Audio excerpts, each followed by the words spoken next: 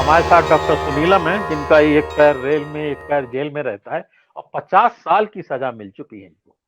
ये कम लोगों को पता होगा। उसके बाद राजनीति करते हैं और ये तो बहुत दिन से कह रहे थे कि कुछ बड़े नेता जब तक गिरफ्तार नहीं होंगे, जेल नहीं जाएंगे, राजनीति में उबाल नहीं आएगा।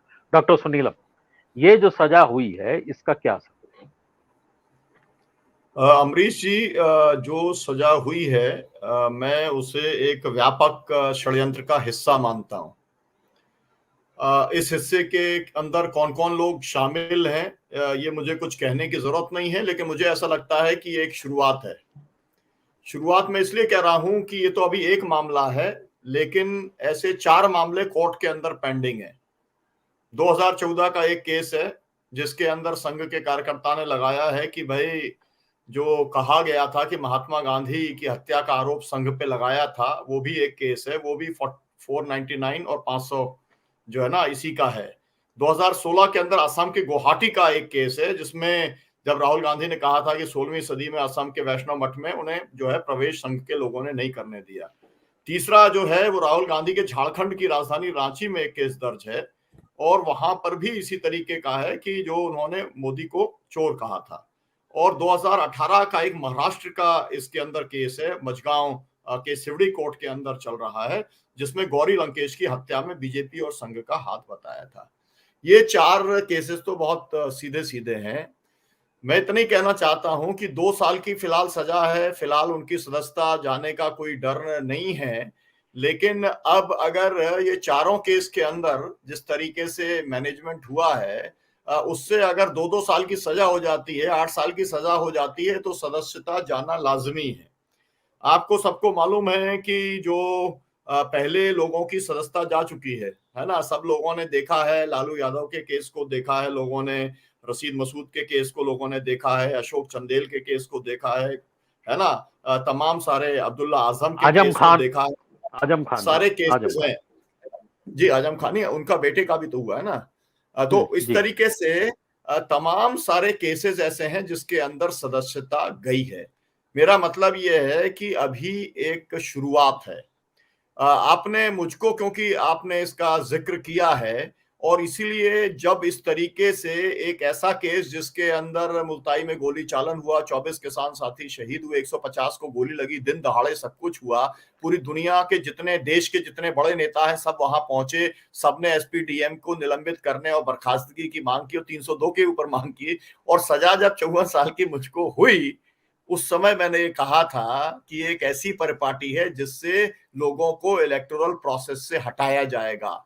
और वही एक जो चेतावनी थी, पार्टियों ने लिया नहीं, जैसे कि लोगों ने सीखा नहीं। आपको मालूम है कि जो कहा जाता है जर्मनी के बारे में, कि जब आई पुलिस आई जर्मनी के अंदर, हिटलर की पुलिस आई, तो मैं कुछ नहीं बोला, क्योंकि जिसे ले जा रहे थे वो कम्युनिस्ट था, फिर सोशलिस्ट था, है ना, फिर जो है यहूदी था, और आखिरी में मुझे बचाने वाला कोई नहीं था। मैं तो केवल इतना ही आपसे कहना चाहता हूं इस संदर्भ में कि ये पूरे के पूरे अपोजिशन पार्टीज के लोगों को इसके ऊपर अनिश्चितकालीन जो है आंदोलन चलाना पड़ेगा।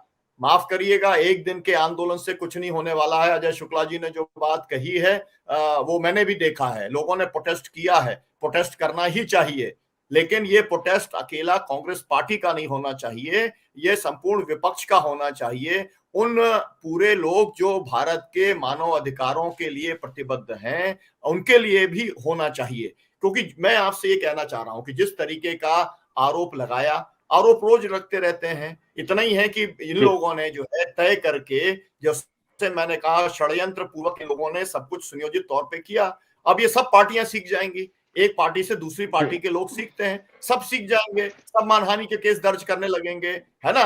और आपको मालूम ही है कि भाई, जिस तरीके का जो भी कुछ गुजरात के अंदर हुआ था, बड़ा नरसंहार हुआ था, उसमें तमाम सारी जो रिपोर्ट आई थी, तो भाई ठीक है, आज आपका राजकाज चल रहा है, लेकिन मैं तो यहाँ पर भारतीय जनता पार्टी के लोगों को भी चेतावनी देने का काम कर रहा हूं कि तुम कोई अनिश्चित काल के लिए शासक बन करके नहीं आए हो। तुम 2050 कह रहे हो, जितना भी कह लो, लेकिन अनिश्चित काल तक लोकतंत्र में किसी का शासन नहीं चलता। और फिर क्या होगा तुम्हारा?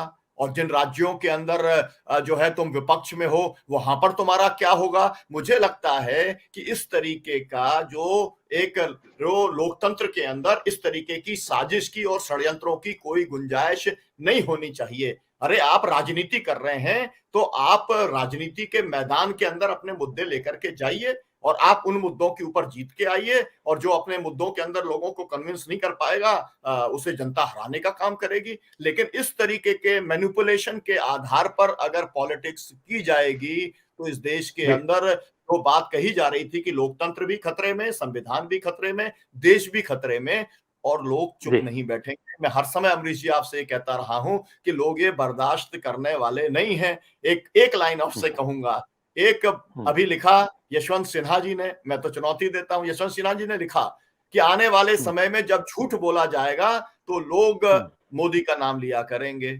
ऐसा जो है, जब आप ही के यहाँ पर अभी शो जब चल रहा था, है ना, क्या हुँ, मोदी हटाओ देश बचाओ वाला, और आप ही के जी, जो है जितने मैं देख रहा था 200-500 लोग जो है आप ही के कमेंट्स में लिख रहे थे।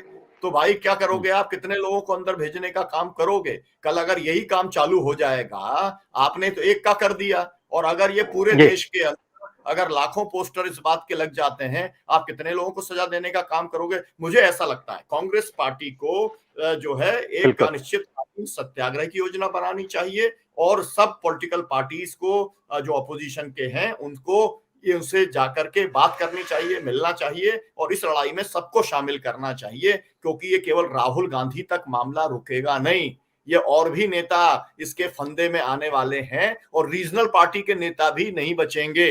ये वाली बात भी साफ है, क्योंकि हमारे बहुत सारे जी, मित्र ऐसे हैं रीजनल पार्टी और कांग्रेस पार्टी में थोड़ा सा अंतर करके देखते हैं, तो मैं ये बिल्कुल मुझे दिखलाई पड़ रहा है, राइटिंग ऑन द वॉल मुझे दिखलाई पड़ रही है कि ऐसा है कि कांग्रेस के नेता फंस जाएंगे और जो है बाकी रीजनल पार्टीज के नेता बच जाएंगे। कोई बचने वाला नहीं है, क्योंकि ये एक व्यापक षड्यंत्र का हिस्सा है। इस षड्यंत्र जी। का जो है, षड्यंत्रकारियों को, इनको जो है आपको निशस्त्र करना पड़ेगा।